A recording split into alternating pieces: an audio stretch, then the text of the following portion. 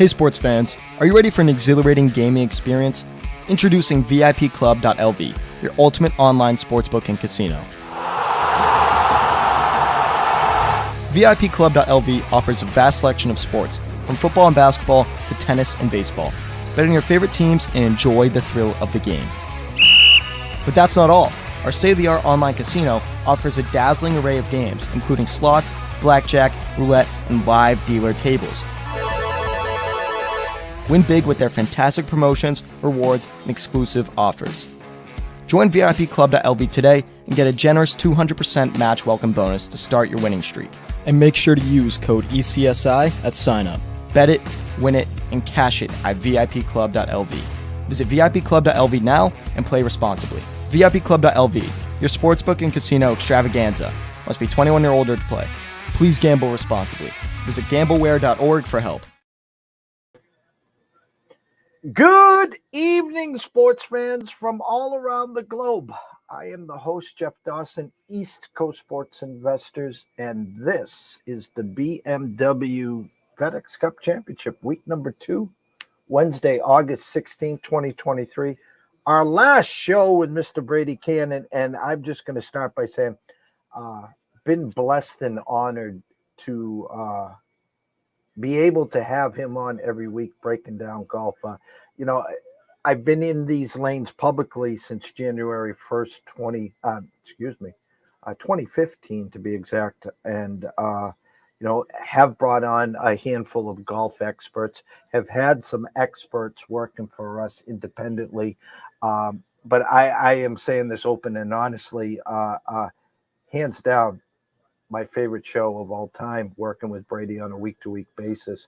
The way he breaks it down, the way we talk before and after shows, and absolutely one of the best in the business. And again,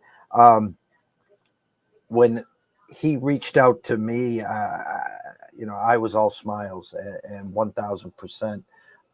Like, please come on. And it's been a blast. So hopefully, God willing, we'll be circling the wagons back next year. We were just talking about it sometime in early January before the Super Bowl 2024 to start these up again. But we have the BMW to break down this week. The final 50 are here. 20 will not be here next week for the final 30 and the FedEx Cup itself. But without further ado, let's bring him in, the one and only Mr. Brady Kannon. Well, thank you so much, Jeff. And a little bit verklempt here on our final week. It's been a heck of a season, and thank you so much for the kind words. It's flattering, and I'll bounce it right back at you. I so appreciate the relationship, your friendship. You've been a pleasure to work with, and you're just an easygoing, friendly guy, and I've enjoyed every minute of it. So happy to do this. And like you say, in 2024, maybe we'll be back for some more. I can't wait, and definitely looking forward to it. I said it backstage.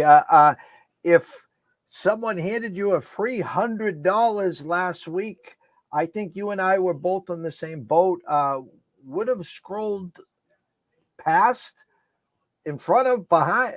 I wouldn't have had Lucas Glover. Not only did he win 2 weeks ago, he wins this past week in a playoff against Patrick Cantlay.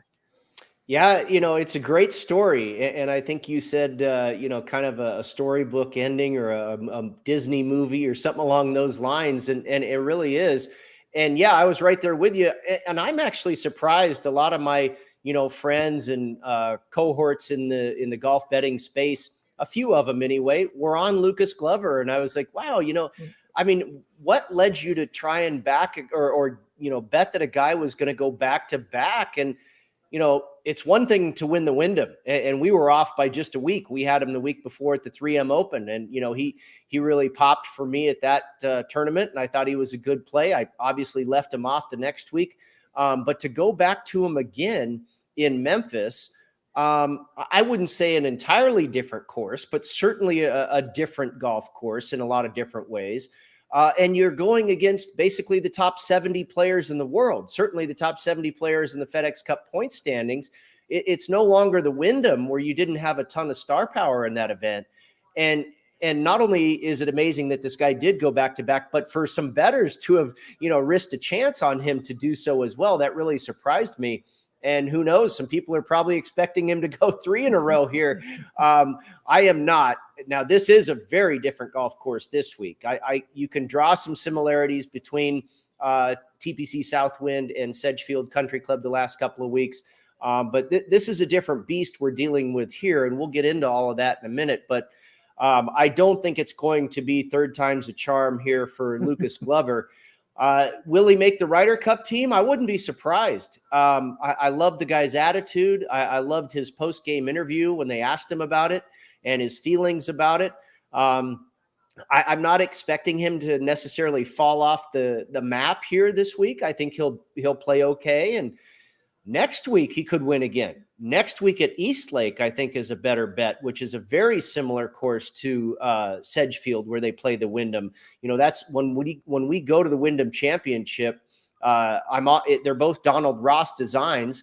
I'm always looking at what people do at Eastlake as a correlated course. So Lucas Glover does make a lot of sense to possibly win next week and maybe hoist the FedEx Cup and collect $18 million. But I don't think it'll be this week. And the other thing with what he's done, the reason he'll be at Eastlake next week, Jeff, when he entered the Wyndham, he was 112th in the FedEx Cup standings. He wins that and goes to 49th or 46th, something like that, just to sneak into the top 50, or excuse me, into the top 50, yes, but got into the top 70 where he competed last week. Wins that. Now he's like 4th or 5th. I mean, this guy's inside the top 10 in the FedEx Cup points. So just a meteoric rise there for Lucas Glover up the points list. And like you said, just a super story. And, the guy's had some troubles in his life personally, and he's gotten past them. He's had some troubles in his life golfing wise. I mean, he's been one of the worst putters on the planet for a long time. He's completely turned that around. And we've seen him gain strokes with the putter now for 2 events in a row. And of course, he's won both of them. I read some stats on a few of the golfers' performances last week, and one eye-opener one that we've talked all year about is Scotty Scheffler and what he has done tee to green. Is Scotty starting to leak some oil, or was this a tournament where, hey, listen, we're just going to get some of the bugs out, and we know we got 2 more weeks here till we potentially could hoist this cup? I wonder if he's maybe a little bit fatigued. I think in all sports, baseball, football, golf, you get towards the end of the season. I think that's completely feasible. And, it was not that long ago, I believe it was heading into the British Open when he had that streak of 7 straight top 5 finishes and, everything. He hadn't finished worse than 12th all year. And then both of those streaks were broken at the British. And he's kind of fallen off a little bit further since then. I've heard some people using a phrase we like to in this industry, buying on the dip. Scotty's at 8-1, 7-1, 8-1, whatever. That doesn't look like a dip to me. So I don't know where this buying on the dip comes from, but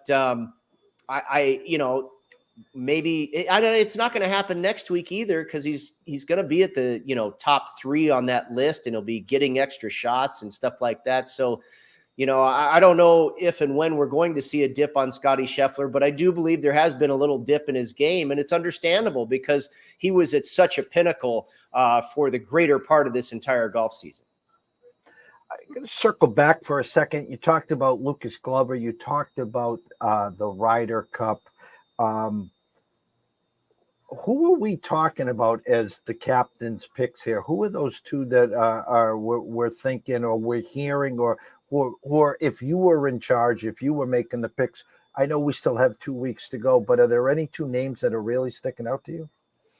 Well, you've got Ricky Fowler in the mix. Of course, you have Justin Thomas, and now you have a new player in the conversation in Lucas Glover. And there's a couple other guys that I can't think of off the top of my head, but it's those 3 guys that are on my radar. And I'll tell you what, I would take Ricky, and it'll depend a little bit this week on what Glover does. But right now, if I had to choose right now, I'd take Ricky and Glover. Obviously, Glover's gotten the putting situation worked out, and he's all of a sudden become one of the best putters on tour. I think I saw earlier today he's moved to like 23rd or 43rd or something like that on tour in strokes gained putting. And, you know, it wasn't that long ago, he was like 183rd.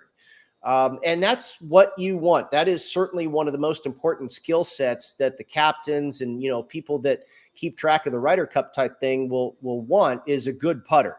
And you can understand that. You've got to make a lot of clutch putts in that competition. And you don't want a guy that was putting like Lucas Glover of old.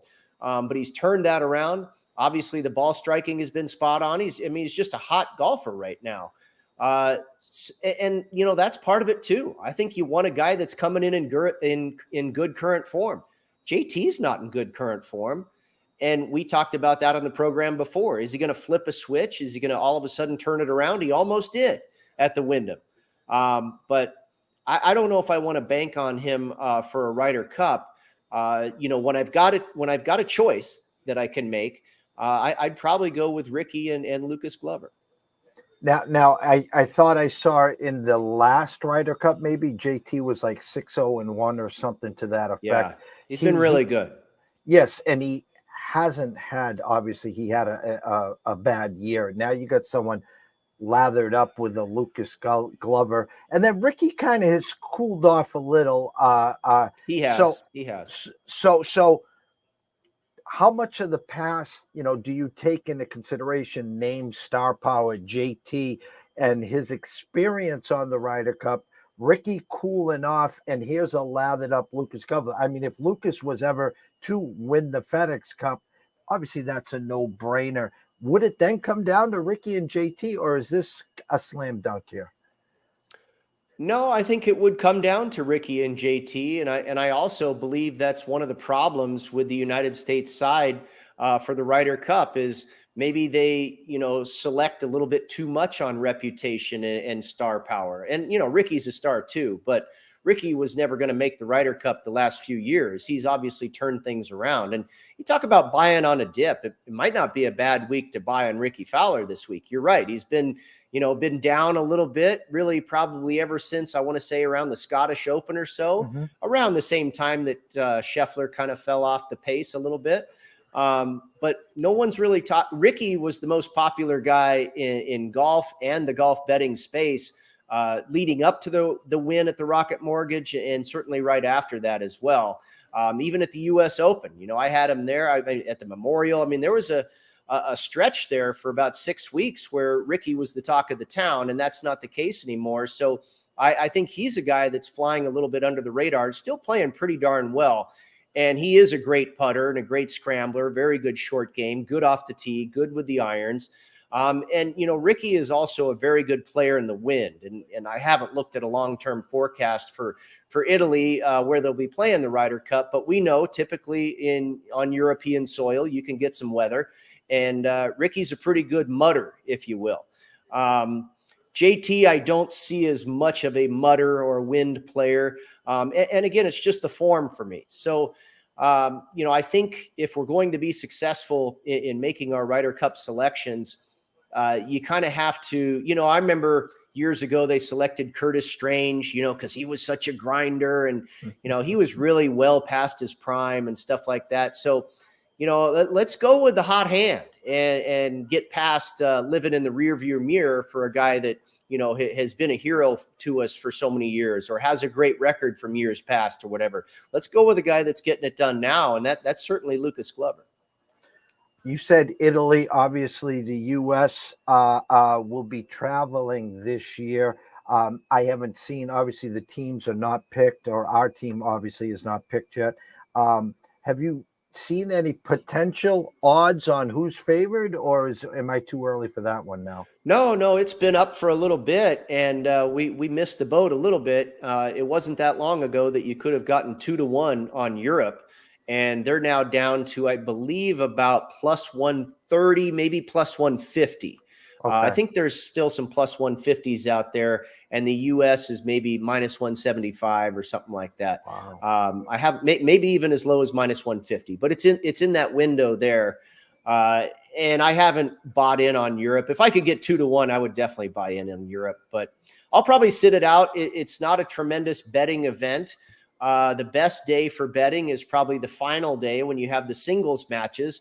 but you have to put together your handicap so quickly, overnight or less, especially when they're starting in Italy. So, it's not an event that I typically bet too often. I think maybe a few years ago, I did have a winning ticket on Europe for a small play, but really, honestly, Jeff, we talk about this being the last show. This is kind of the end of my golf betting season for a few weeks here anyway. And, after the Ryder Cup, we have the fall series, and I might get involved a little bit, but you know how it is. We're our main focus at that time, at least mine, is on football. And so that's where most of my bankroll goes and most of my attention. And it's a little bit of an off season for me in golf. And then we start gearing up again in early January. Olympia. I'm looking at DraftKings right now as we speak. Rory McIlroy plus 650, Scotty Scheffler plus 700, John Rahm 850, Patrick Cantlay plus 1,000. Obviously lost in a playoff last weekend.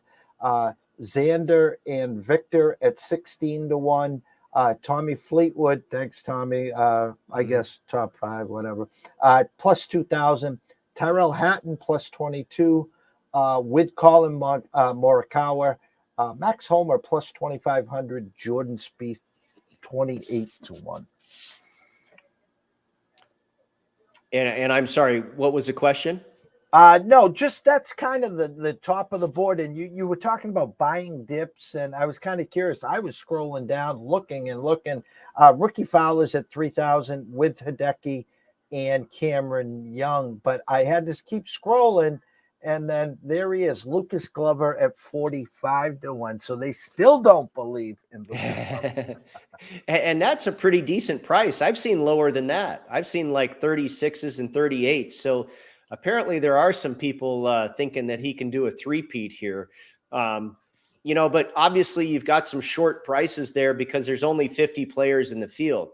And conversely, you've got some pretty good prices on some pretty darn good players. So a little bit of a mixed bag, I guess, as far as the odds board this week for what is probably one of my favorite events. Let's throw the 50 best guys out there. Let's put them on a really good golf course.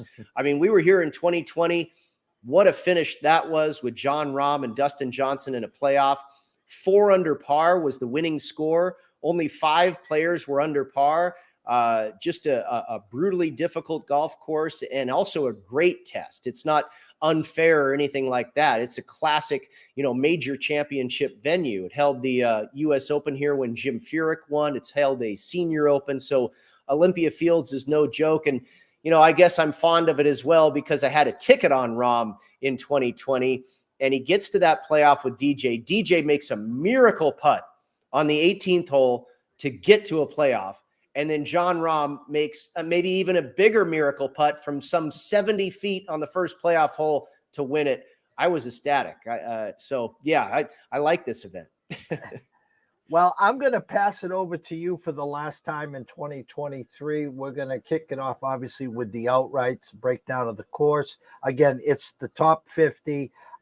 After Sunday, they'll cut it down to the top 30. And you can give out your outrights, and then from there we'll break down, obviously, first-round leaders and head-to-head, but the fairway is yours. Okay, so Olympia Fields, the North Course, I mentioned it's held a few major championships before, and most recently the BMW Championship in 2020 when Rahm won. And one of the first things I noticed was all the bombers that are at the top of that leaderboard.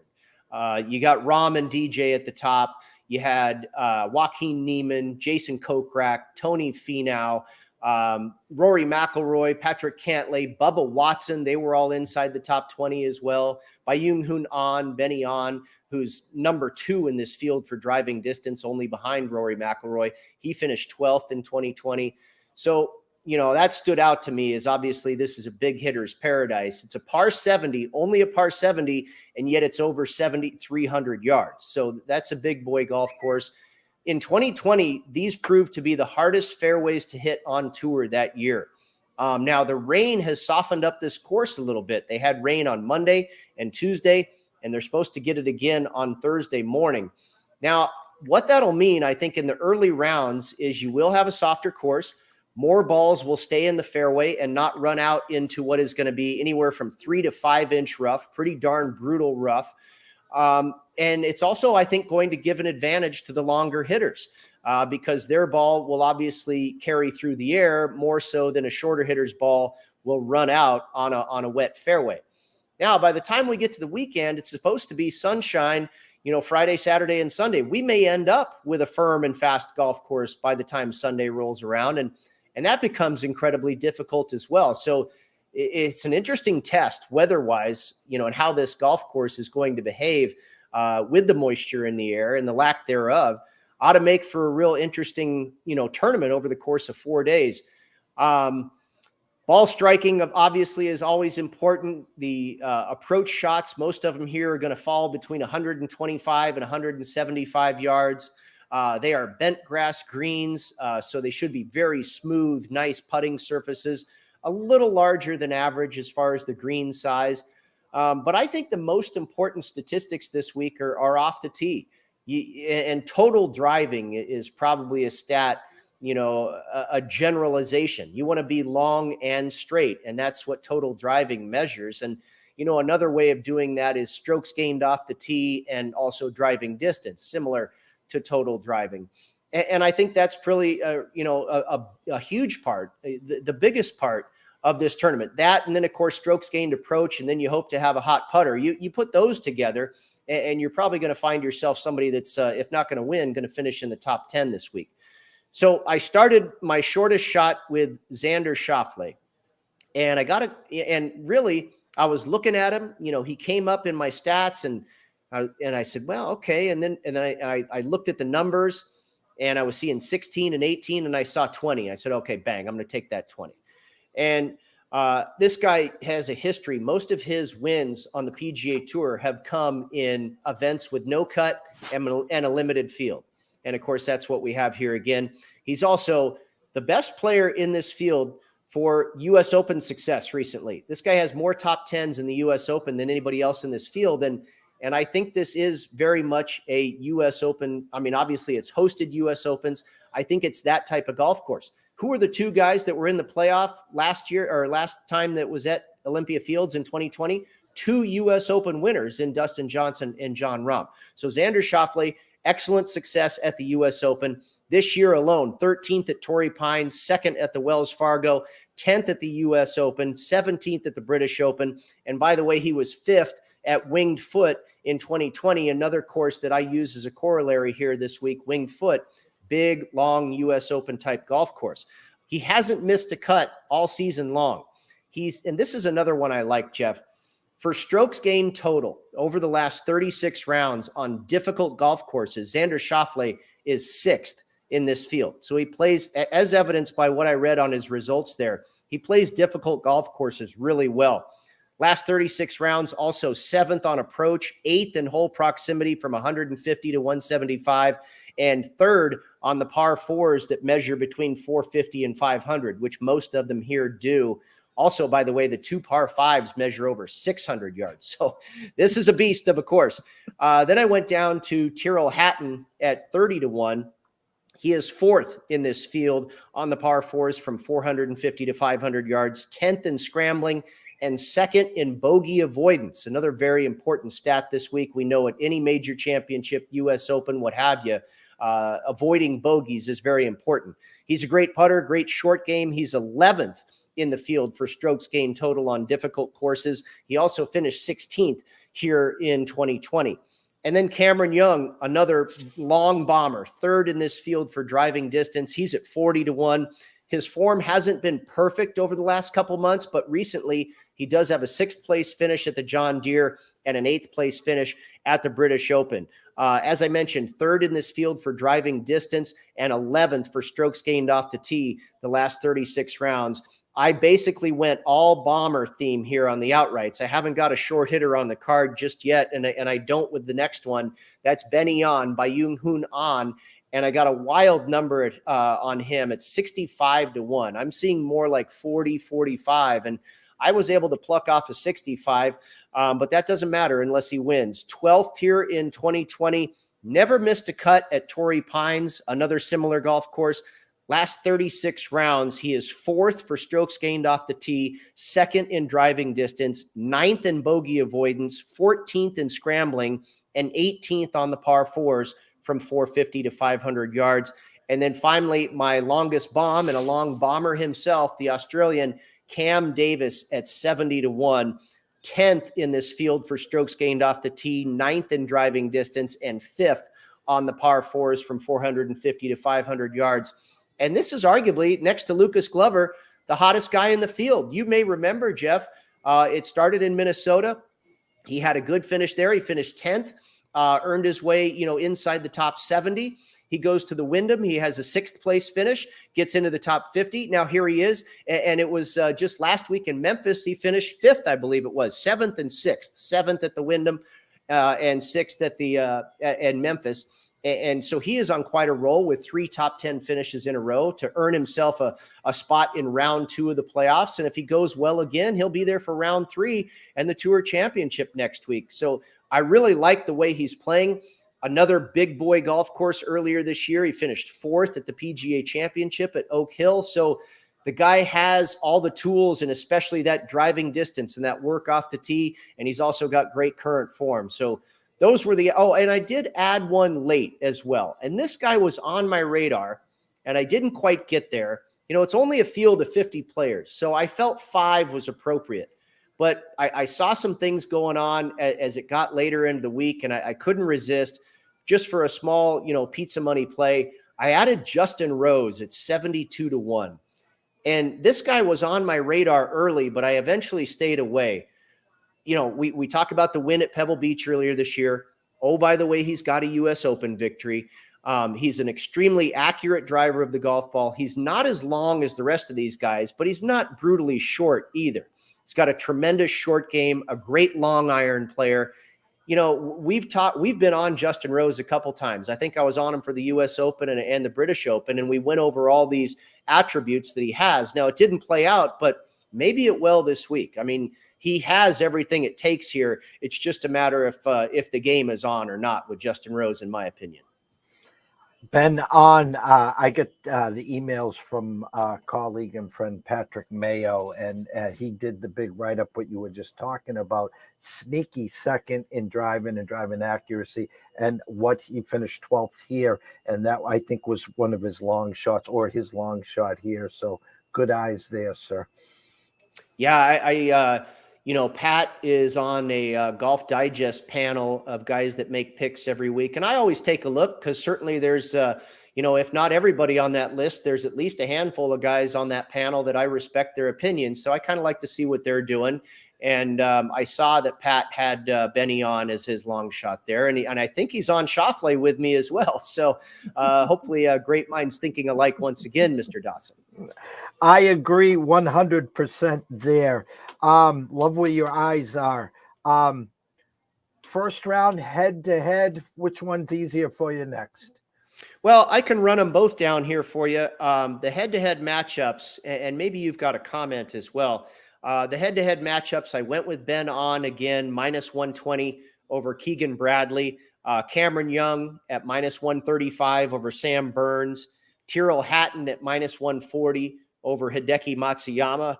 And then this is the one that is interesting. Some people might find interesting. Matt Fitzpatrick at -125 over Lucas Glover. Yes, I'm going against the hottest golfer on the planet right now. But, we spoke about it before we came on the program. Hats off to Glover. It's been remarkable. And I think the story could continue with a Ryder Cup selection and possibly even a win at Eastlake, if not, really making a charge next week in Atlanta. But I just don't think this is the proper golf course for him. Even though he's won a U.S. Open on a big boy golf course, that was a long time ago. He's a much different player these days. And I don't think this golf course is necessarily going to suit his game. The Wyndham Championship, TPC Southwind, much shorter golf courses where he was able to get it done.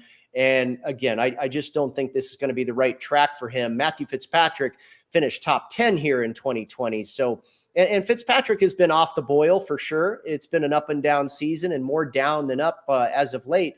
But again, another U.S. Open winner, last year's Open winner at Brookline. So I think Fitzpatrick, this is a little bit of both. I think Fitzpatrick can play well at this track. He's proven that he can in the past.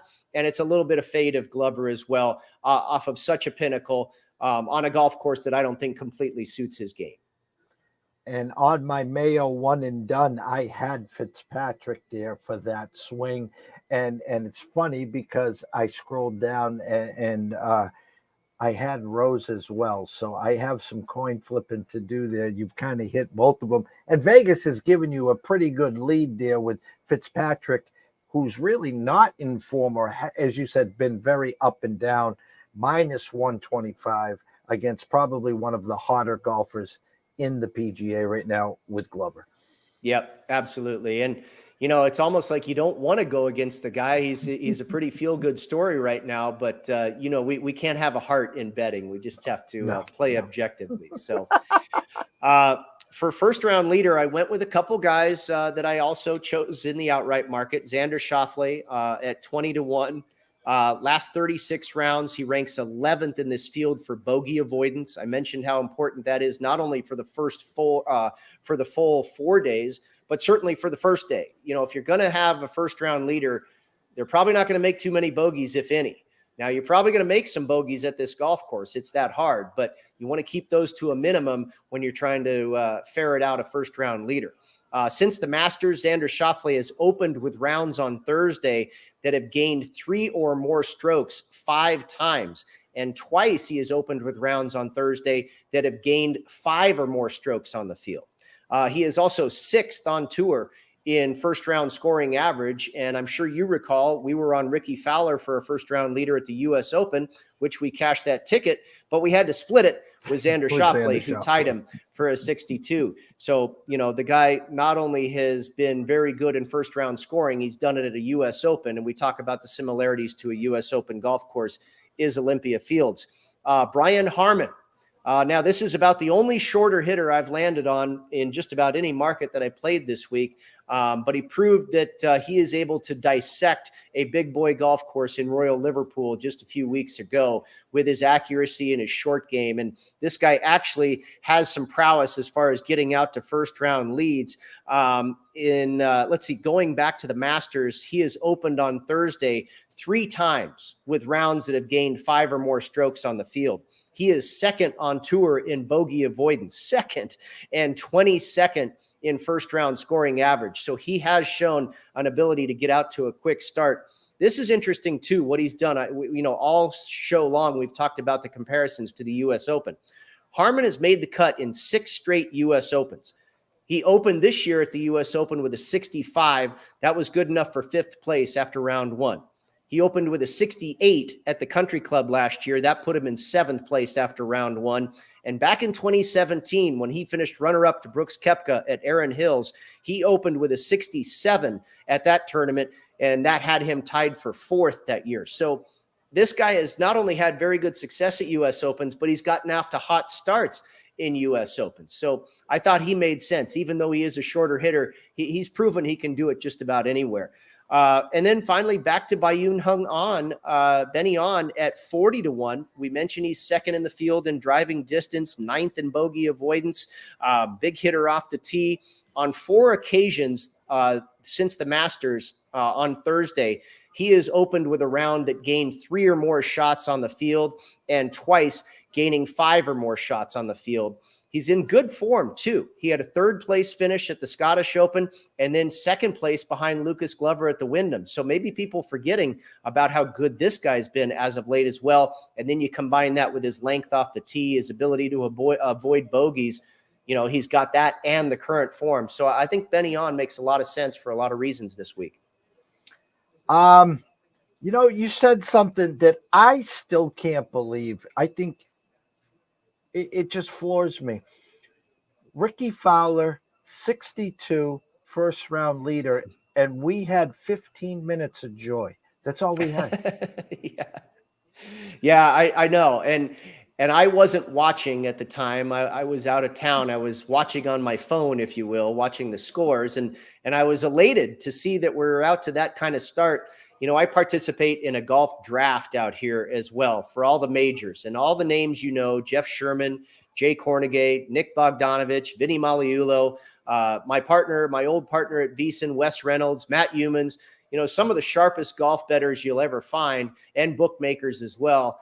And we get together for a golf draft for every major. And for the U.S. Open, Wes and I are a team. Wes and I drafted both Wyndham Clark and Ricky Fowler. So I was thrilled the way my U.S. Open went in full, and the start that we got off to on Thursday as well. I had to split the pot there with whoever it was that had Xander. But, hey, it adds a little fuel to our handicap here, the fact that he did that in Los Angeles back in June. Speaking of Jeff Sherman, so we got 70 times 4. We got 280, if my math is correct. What was his under over for this tournament? Yeah, it's a good question, Jeff. I'm glad you asked, because on my Heat Strokes podcast, our Pizza Money Play of the Week, mine anyway, Humans had a couple of other ones. I'll tell you what those are in just a moment. But I went over the winning score of 272.5.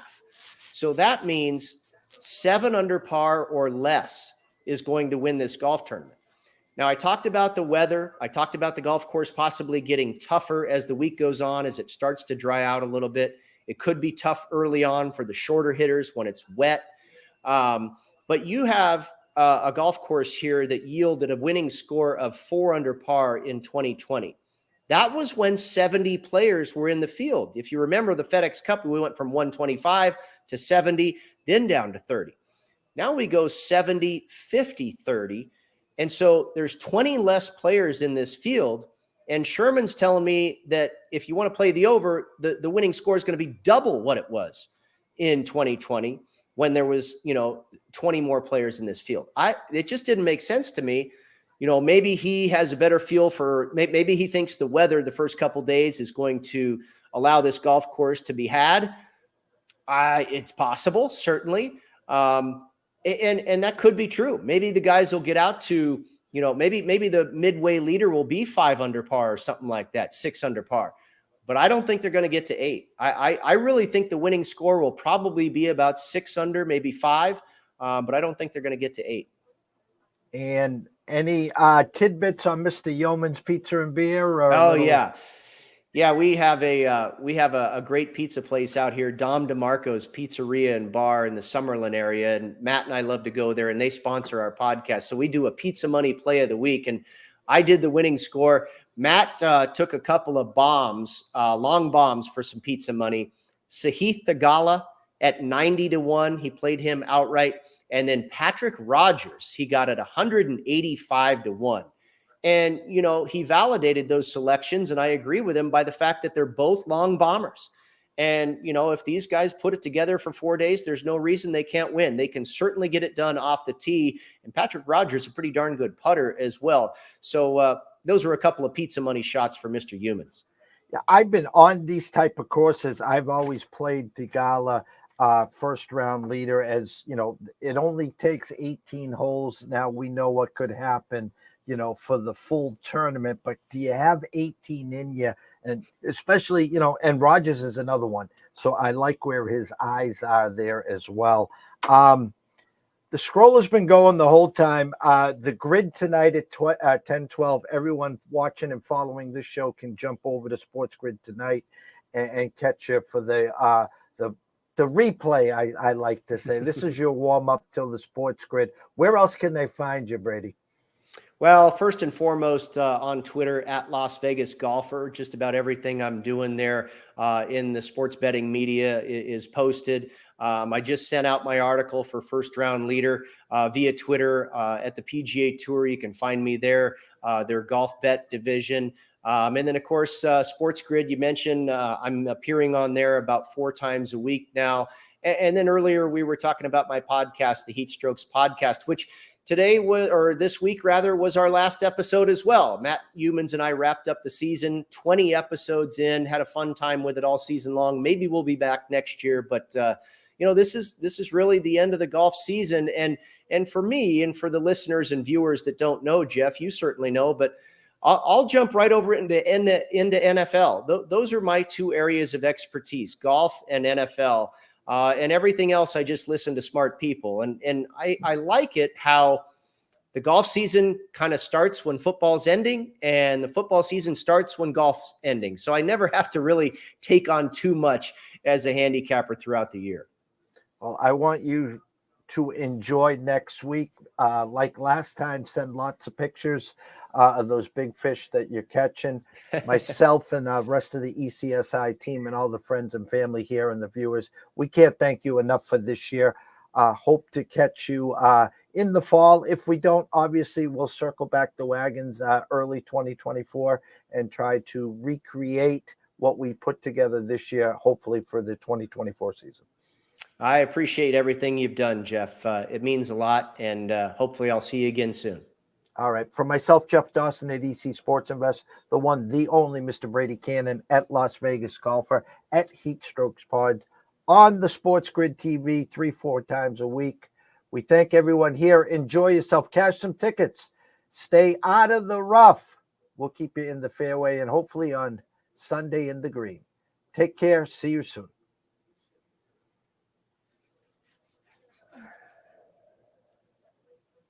All righty.